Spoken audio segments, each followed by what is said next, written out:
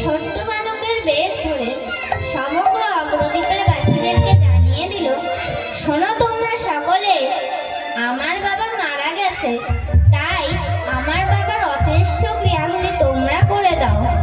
কেউ কেউ ভাবছে গোবিন্দ ঘোষের ঔরসজাত সন্তান সে তো কবেই মারা গেছে, এ আবার কোন সন্তান এলো?